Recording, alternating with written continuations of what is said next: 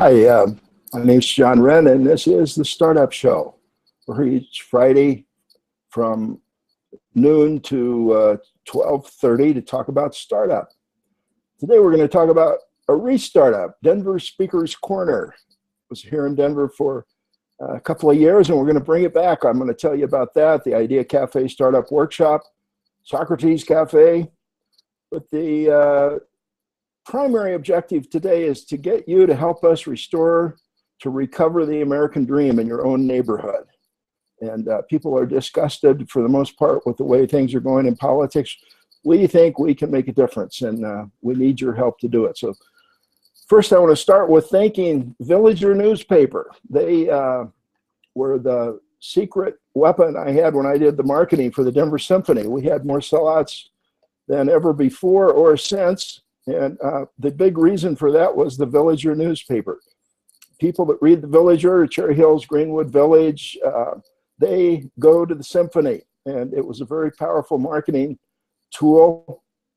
And they just had a nice write-up about the Caucus Corps. Caucus Corps is this new idea for civic education. And it's quoting me. This is my idea, so we'll see how it goes. I'm going to give you an example of a startup. Maybe the Colorado Caucus is under attack again, I say, in the Villager, from powerful forces and their dupes who have been conned into thinking that a drive-by vote in the AstroTurf of a presidential primary is better than the grassroots of their neighborhood caucus. For a couple of hours every 2 years. Every 2 years, we get a statewide civic lesson with the Colorado Caucus.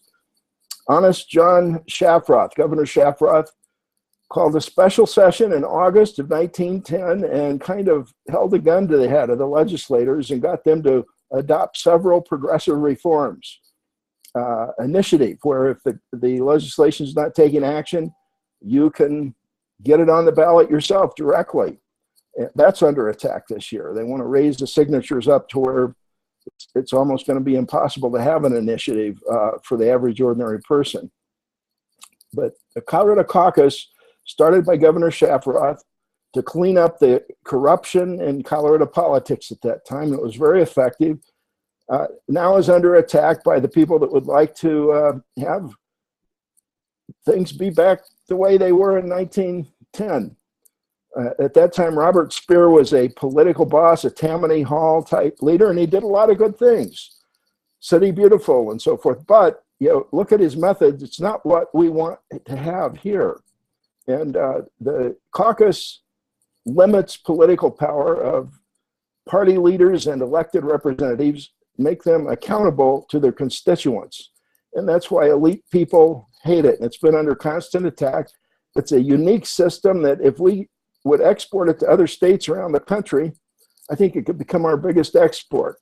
But the similar caucus type things have been dwindling down, and people have been sold a bill of goods about the desirability of a presidential primary. People say, well, I want to vote for president.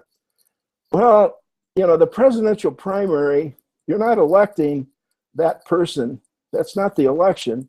The primary race is how private institutions pick who they're going to give you to choose from. And there are ways to get on the ballot even without that. The major parties do it, the Republicans and the Democrats, through this caucus system or the presidential primary. The caucus system has big advantages, but other parties can put people on the ballot too. It looks like the Libertarians will be on all 50 states' ballots this year with a presidential candidate. And my guess is Libertarians may do better than ever before. Who knows? We may get a Libertarian president. But within the party, you can either have the presidential primary or the caucus. And people say, well, I want presidential primary because I want to vote for the person I want. And in the caucus, you're just voting for these delegates.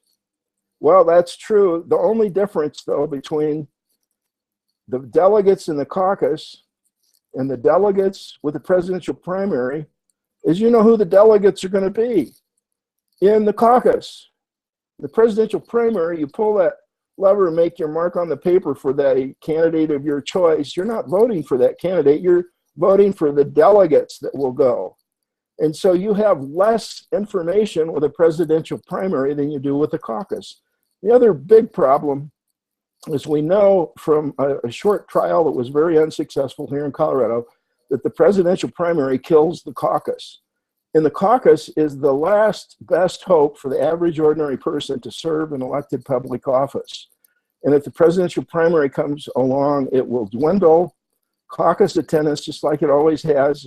And when we tried it in this previous trial, and we went back in 2004, and it's still not back on its feet. And we had state party chairs that really didn't want the caucus. We've had this problem for a couple of election cycles now. Party leaders being elected to do a job that they're trying to get rid of. You know, if you don't like the caucus system, don't run for state chairman. Don't run for anything that has to do with the party. You know, you don't have to do it. It's a voluntary system, but we get people in charge of the system trying to kill the system. And what we have, you saw March 1st. There was a tremendous influx of new people. If we'd had good party chairs, they would have used this as an opportunity to recruit people, to really enliven things in the precinct. Instead, they just soured everybody's taste. If you've only gone to a caucus this past March 1st, I don't blame you for not thinking it's a very good system. But I've seen it at its best. There are still people around the state that have seen it at its best. So I say investigate carefully. But, you know, it looks like there may be an initiative. Please don't sign it. If somebody says we want to, you know, put the presidential primary in, please don't sign that. If we can keep it off the ballot, it's probably going to take $1 million to defeat it if it goes on the ballot and this guy in California funds it like he says he would. Now, why do they do it? The rich and powerful want to get rid of the caucus because they want to have more power. The caucus is how the rank and file Republicans and Democrats control their party leadership and their candidates. And candidates get leery of the caucus because they like it to get elected the first time, but once you're elected, it's so easy for competition to come up through the caucus that then the elected representatives start thinking, well, maybe we should get rid of it. But it's the grassroots system where people get their initial political experience and then can go on and run for elected office and get the leverage of their political party. When the caucus goes away, the party is a useful tool for the average, ordinary, the common person. It goes away too. So save the caucus. People say kill the caucus. I say kill the chairs. You know, let's get rid of those two guys. If they would get out of the way before the delegations go to their respected conventions, I think it would serve Colorado well. I'd like to see Rick Palacio and Steve House resign, or if they won't resign, I'd like to see their parties take the necessary actions to see that they're not the ones going to their convention. I don't know why that's not happening. I think the party that does that, the voter that is inspired and starts something and replaces their party leader, that party in Colorado is going to have a giant leap forward, and I expect them to dominate elections for years to come. So take action now. Now, the caucus core will be talking about how the system works, even if this initiative is passed and we go to a presidential primary. We'll try to sustain the caucus, and after an election cycle or two, then bring back the caucus as the method and get rid of the presidential primary. The presidential primary is expensive. States that have it are thinking maybe we should have a caucus because we'd save so much money. So for Colorado to be swimming upstream and putting in a presidential primary when other states are getting rid of it, it doesn't make any sense. But the elite forces that just want to put their stuff through, the messy grassroots gets in the way. So they're happy to kill the grassroots, but that's what's made America great, are the grassroots. And this article in the Statesman, in the Villager newspaper, I don't know, the Statesman's kind of ignored it. It used to be a good political journal, but they're not paying much attention to a lot of things right now. I don't know if there's a need for another political newspaper, but the local community papers are the ones to support. Write a letter supporting the caucus. If you've been in the caucus at its prime, if you'd write a letter right now to your local community newspaper, it will make a difference, believe me.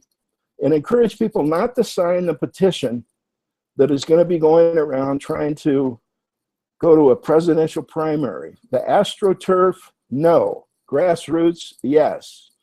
Grassroots, Colorado caucus, not the AstroTurf of the presidential primary. Write letters. We've got a website where you can get information, cocaucus.org. I'm the registered agent for Save the Caucus of Colorado Political Committee. It's been no money in, no money out. It's been a labor of love, but if they get the signatures they need and they get on the ballot, we'll try to raise $1 million. But couldn't that $1 million be spent in a whole lot better way? And it's not just our million to fight it, would be the millions on the other side of it too. So do the wise thing, don't sign the petition. And learn more about the Colorado Caucus on our website, cocaucus.org.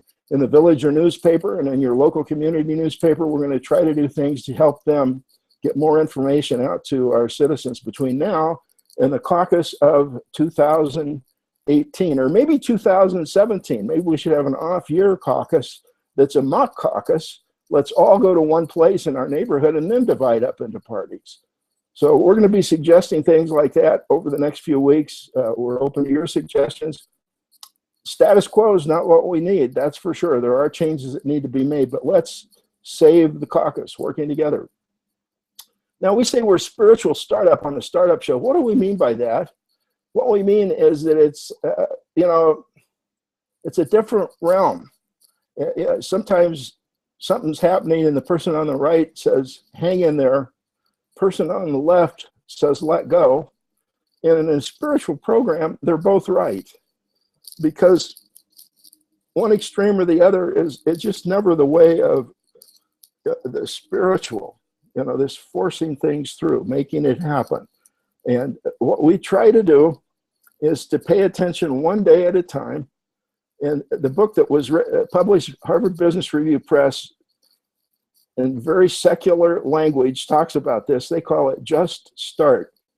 Lynn Schlesinger and Charlie came up with a book that was really good, but it's been virtually ignored. Just Start. And so each morning you get up, look for inspiration. Each life is a story told by God. So what's the story this morning? This has been happening. Here we are.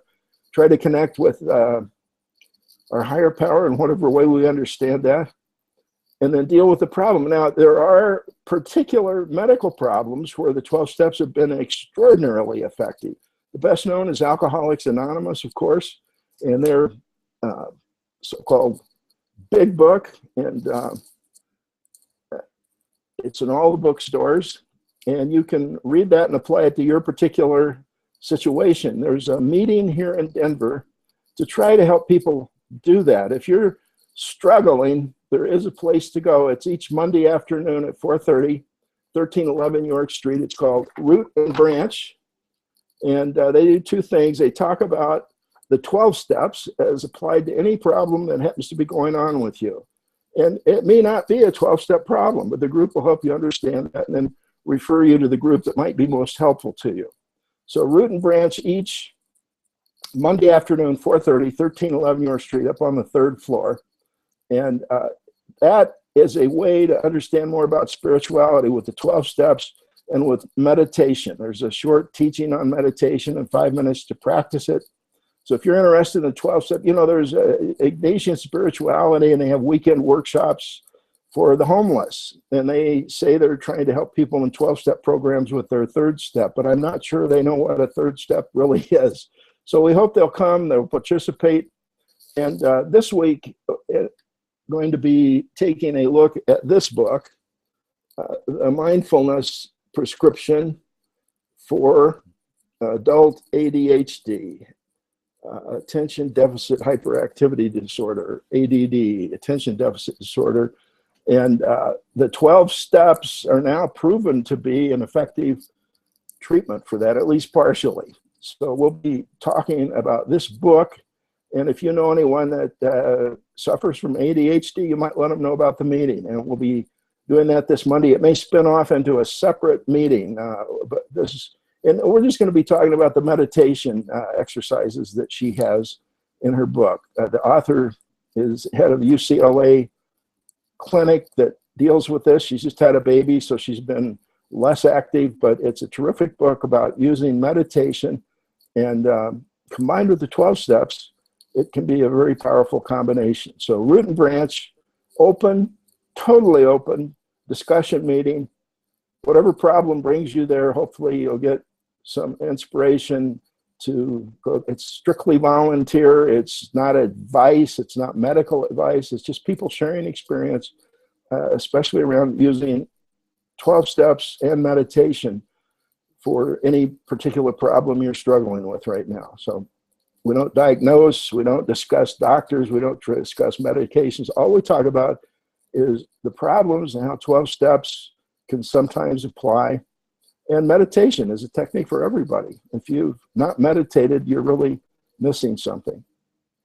Now, the other thing that we're going to be adding to the mix, in addition to Socrates Cafe every Saturday night at University of Denver in the Anderson Academic Commons, and the current periodicals, we have Socrates Cafe, bring a topic, put it on the table. It's a small group discussion. That's Saturday night. But we're also going to go back to having Speaker's Corner each Sunday afternoon at 2 o'clock, at least through next November. We think we'll get some political people stopping by. It's going to be at 1881 Bucktail Boulevard. That's right next door, and it's actually not going to be on that property, but probably like in the parking lot. We'll take one space, that type of thing. But it's the RTD University Station, the RTD light rail station, the University Station. You can get to it from all over Denver on the light rail. Come to University Station. That's going to be at 2 o'clock each Sunday afternoon. And you'll see this sign up. You know, we had this Speaker's Corner downtown for a couple of years, and one of the members, John, made this sign for us. And I don't think we ever used it. We might have used it a time or two, but we're going to use it now, because when you get off the light rail, look for that sign. And we may be around the corner, down the street. This may be up in my apartment. 1881 Bucktail Boulevard is the address if you're using a geo spotting device to get here. 1881 Bucktail Boulevard. And if nothing else, I'll be out on the sidewalk holding this sign up. So we'll try it a week at a time. I want to make sure that we're all okay with RTD. This is not anything other than just a peaceful assembly. We're not going to try to riot. We're not going to support issues or candidates, but we would welcome anybody to come and share their perspective on any issue or candidate. But we're not going to take a vote or take action or anything else. It's just a place where people can get together and talk about whatever's on their mind. And if that sounds appealing, come and give it a try. Start this Sunday. That's day after tomorrow, June 5th. And that will be at, actually, let's not do it then. Let's put it the next week. So it'll start June 12th, not this week, but next week, because I want to check with RTD and just make sure we're doing it the right way. So a week, that'll be the 12th, June 12th. We'll see you at University Station. I'll have more about that next week here on the Startup Show. Well, this afternoon and every Friday afternoon, after the Startup Show, we continue the conversation in the Idea Cafe Startup Workshop. And what we do is share startup experience and use a brainstorming type technique. It's free and open to everyone. We just ask that you bring your brain for the brainstorming, because you'll help others as much as they will help you. This is not meant to be an every week type thing. The way we see ourselves is being helpful to the person who's at the end of the week and they're just not sure which way to go with their career. Maybe they want to get into a new type of work. Maybe they've lost their job, but for whatever reason, they're not sure what they're going to do Monday morning. Or maybe it's in their business and it's a project and they want to get it off the ground, but they're just not sure which way to go with this project or a campaign. It could be you're thinking of running for political office or becoming a party leader. Startup is the common denominator. So we share startup experience and use a brainstorming type technique. And it's just 90 minutes long. It's from 4:30 to 6. And then right after is a Socrates Cafe. Now these take place now at Panera Bread Lodo. That's 16th Street Mall and Market, right across from the old Market Street station. It just sits there empty.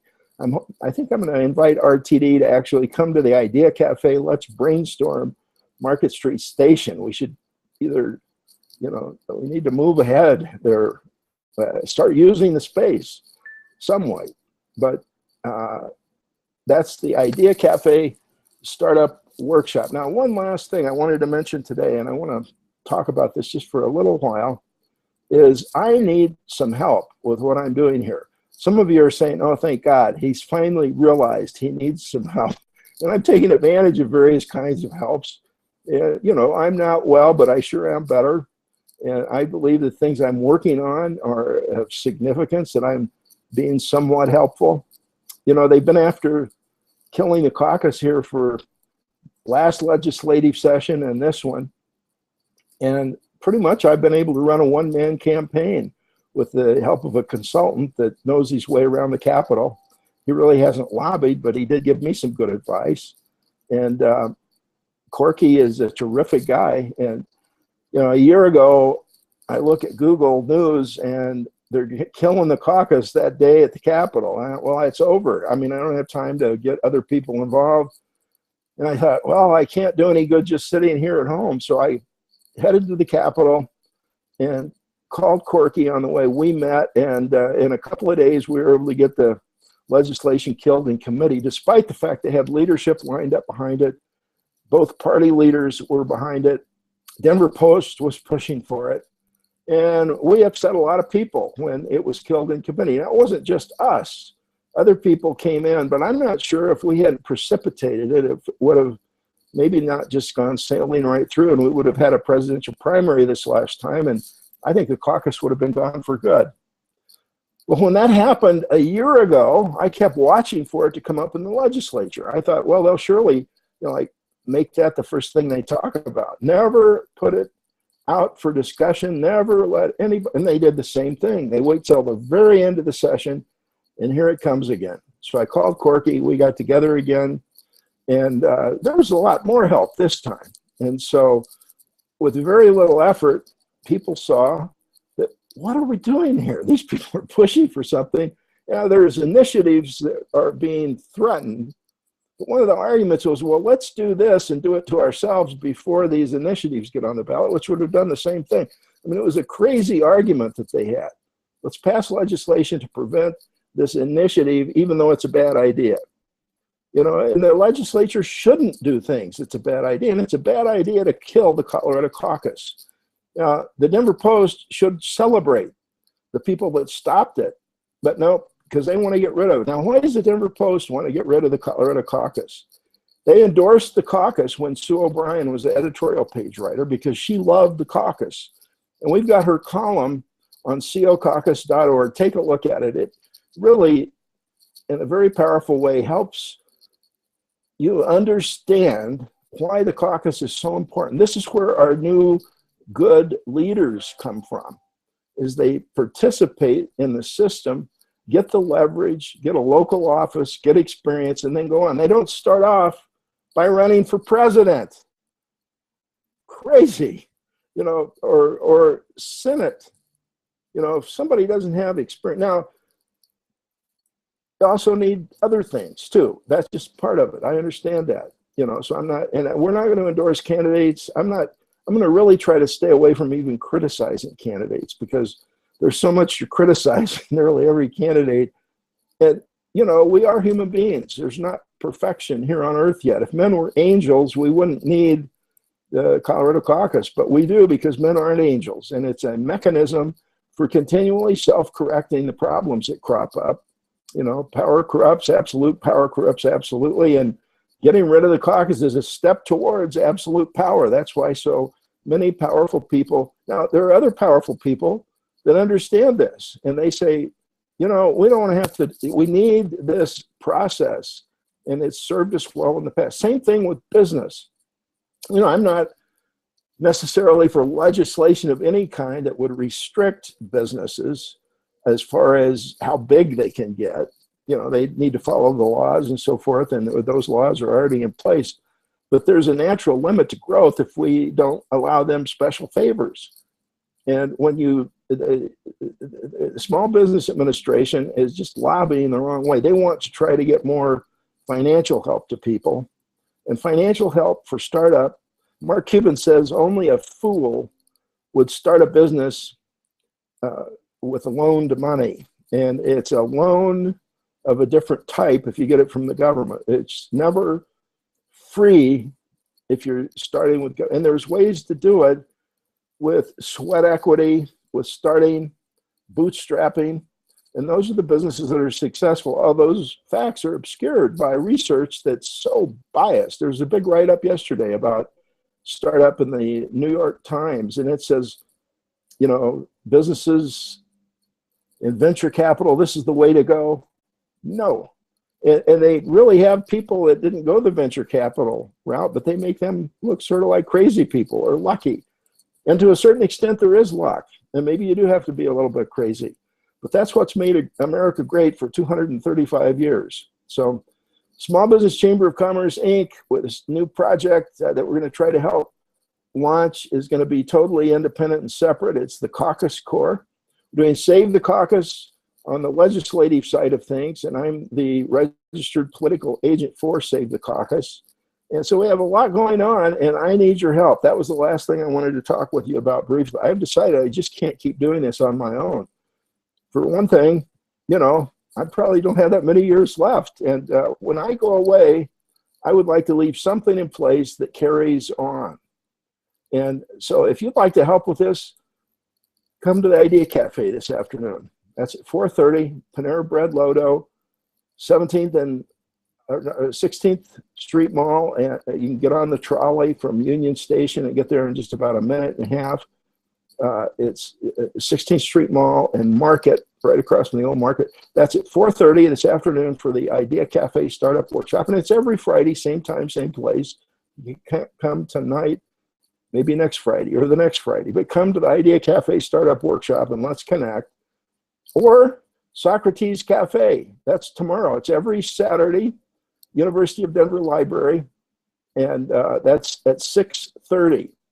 And I facilitate that group and do it as kind of an instructed Socrates Cafe.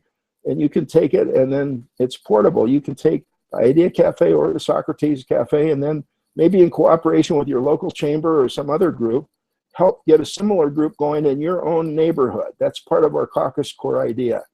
So what we need are more connections with neighbors. And the neighborhood should be your number one networking activity, and not in a coarse, crude, selfish way, but that you have a support there. Now, I'm a hypocrite when I talk about this. I'm going to try to get better at it myself. And I'm going to try to connect with people right here in my own apartment building. And they may kick me out. I don't know, because, you know, these structures sometimes want to keep people isolated. They're easier to control. But I'm going to try a different approach here and see what happens. If they kick me out, I'll let you know next week and figure out where to go. But this is a beautiful apartment. I hate to leave it, but they keep the water smooth. We'll see what happens. I'll keep you posted. And maybe turn into a TV reality show. We'll see. And that's Socrates Cafe. And then now every Sunday, it's going to be Speaker's Corner. And that starts a week from this Sunday, not this Sunday, but at 2 o'clock at University Station. I'm going to check with RTD about that first and make sure it's okay. So those are the things that we've got going on. Now, if you've got questions about any of this, or if you'd like to be on the show here with me, especially if you disagree with me, you can be on the show from in front of your computer with a webcam, and I'll have you on. Give me a call if you disagree. Give me a call. And give me a call if you've got startup experience you'd be willing to share. If you started a successful career and you look back at how that started and it's a story you'd like to share, give me a call. If you've got a problem with startups, starting a political campaign, a project of any kind, a new career, or even starting a new business, give me a call. I might be able to help you right on the telephone, or we'll have somebody else call that might give you more help. Or if you work with startups, give me a call. We'd like to have more people involved in this. And we're going to move towards a little bit more of a formal structure. This has all been out of my hip pocket with my money. I haven't raised any money for it, but I'm going to maybe start trying to do that. And so if you just sort of like the flavor of what we're doing, I'd like to bring you along with me, you know, and just start, you know, bring others along is a big part of their book. And I've not done that at all. I'm going to reread that section this weekend. And the one final thing is I've decided I don't think I can do this living alone. And I don't know anybody that would like to marry a 69-year-old bald guy with a beard, but there must be somebody. And maybe I'm still married. I don't know if Janet's willing to try it again or not, but I'm going to find out. And if she's not, I may start taking applications. So I'll let you know about that on next week's show. And big thing here in Denver, this regional forum this weekend. I'll have things to share for sure at Root and Branch on Monday, 1311 York Street. I hope you'll join us there if you'd like to look at the 12 steps, how to use meditation. That's at 4:30 each Monday afternoon, 1311 York Street for Root and Branch. And this week we'll be talking about meditation with ADHD in mind. So especially if you've got friends, relatives that might find that of interest, please share this video with them. If you'll send it along with a note, maybe they'll watch, maybe they'll send it to their friends, and working together, you know, I can't, but we can. But that's counterbalanced in the world of the spirit with we have to paddle our own canoe. And those are both true things. To the rational, logical mind, that doesn't make sense, but in the spiritual realm, that's the way it is. You know, let go, hang on, they're both right. And let's talk about it more. This afternoon at the Idea Cafe, tomorrow at Socrates Cafe, Root and Branch on Monday, and soon to come, Speaker's Corner. So this is all the startup method, and we'll give you a copy of this if you come tonight. This is the Small Business Chamber of Commerce Soulful Startup Method with these practices that I've been working with people on for quite a while. So I'd like to give you my experience and then maybe have you give it to some others. Sounds interesting. You can't make a meeting, give me a call. John Wren, 303-861-1447. Just reminding all of us, and especially myself, this life is very short. Let's go get started. Thanks for watching. Pass it on.